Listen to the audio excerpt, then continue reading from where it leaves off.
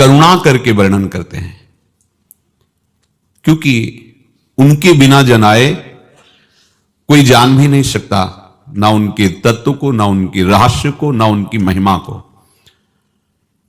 प्रभु को अगर कोई जानता है तो सिर्फ प्रभु जिनको जना दिए वही जानता है। तो प्रभु ने कृपा करके जब हमें आदेश दिया, उपदेश दिया, तो हमको प्राणपन से वैसे चलना चाहिए।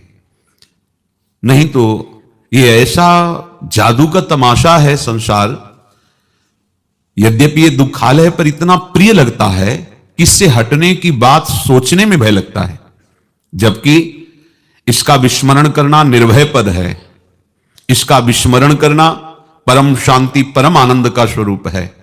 पर कैसा भ्रमात्मक जाल है कि भगवत प्राप्ति की बात सोचकर मन को भय लगता है, घबराहट पैदा होती। कल एक संत भगवान ने प्रश्न किया था, भय लगता है, घबराहट पैदा होती है, ऐसा सबको होता है। ये विषयी मन जो वासनाओं में सुख ढूंढ रहा है, ये सच्चे सुख की बात सुनकर घबरा जाता है। बस इसको संभालना ही सब उपदेश का सार है।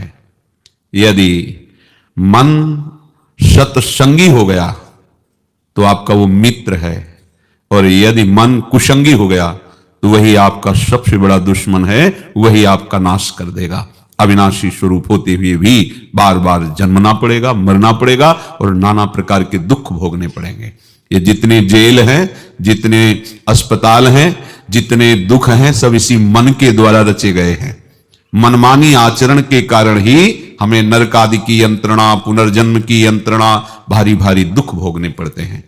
मान लो, प्रभु की बात मान लो, तो इसी जन्म में आप खुद देखेंगे, आपको जिस सुख की खोज आप बहुत जन्मों से करते चले आ रहे विषयों में अभी तक नहीं मिला, आप थोड़ा प्रभु की बात मान लीजिए और इधर कदम बढ़ाइए अध्यात्म की तरफ, फिर आप देखेंगे जहां आपको थोड़ा सा भी सुखानुभूति हुई, फिर आप छोड़ नहीं सकते।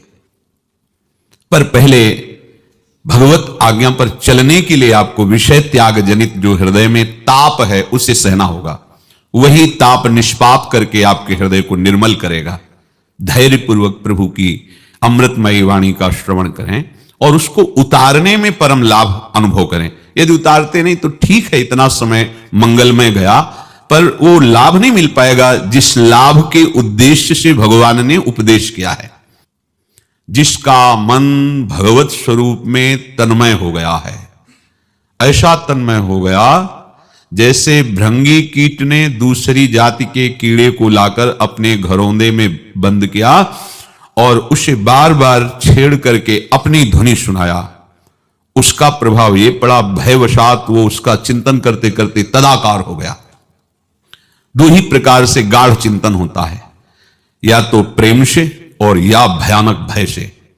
भय से वो गाढ़ चिंतन करने के कारण अन्य जाति का कीड़ा भृंगी कीड़ा बन गया, बिना शरीर छोड़े।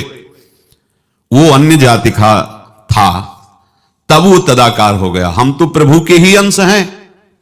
यदि हम तन्मय होकर दोनों पद्धति से, चाहे संसार से भयभीत होकर प्रभु का चिंतन प्रारंभ कर दे, या प्रभु को अपना प्रीतम मान करके प्यार से चिंतन प्रारंभ कर दे, किसी भी तरह से वृत्तियां प्रभु में जुड़े तो वो प्रभुमय ही हो जाएगा। ब्रह्मविद ब्रह्मयु भवति, वो ब्रह्म स्वरूप हो जाएगा, क्योंकि वो प्रभु का अंश है, वो अन्य जाति का नहीं है, वो प्रभु का ही है। प्रभु का अंश प्रभुमय ही है, पर अन्य को स्वीकार करने के कारण वो ये भाव भूल गया कि हम प्रभु के अंश हैं।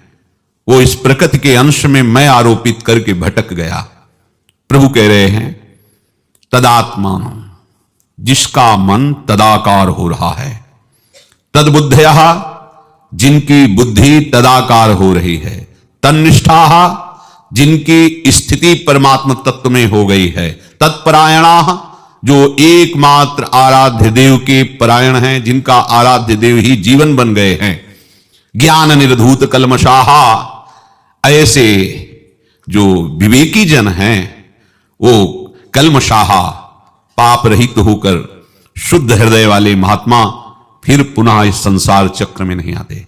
फिर उनका जो परम पद है वो निश्चित है, पर यह स्थिति आवश्यक है आना।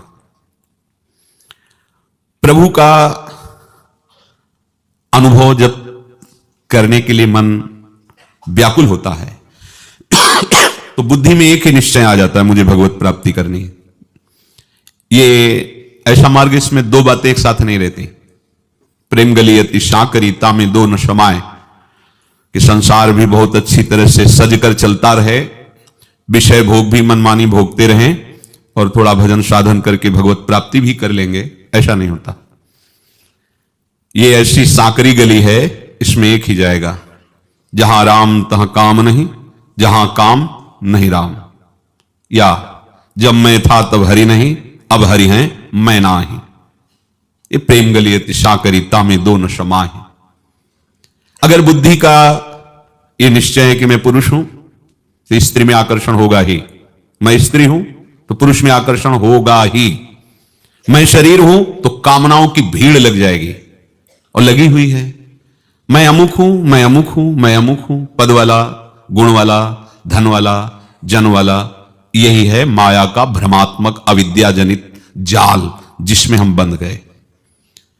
जब एक बात केवल सत्संग से सुनकर के समझ में आई कि मैं प्रभु का अंश हूं और ये मानव शरीर केवल अपने अंशी से मिलने के लिए मिला है, भगवत प्राप्ति के लिए, धैर्य पूर्वक बुद्धि से निश्चय किया, अब कैसी भी परिस्थिति हो, कैसा भी समय दुख देने वाला आए या सुख देने वाला आए, शरीर स्वस्थ रहे या अस्वस्थ रहे, लोग हमारा सम्मान करें या अपमान करें, पर अब इस जन्म में अपने प्रधान कर्तव्य से मैं नहीं चूकूंगा।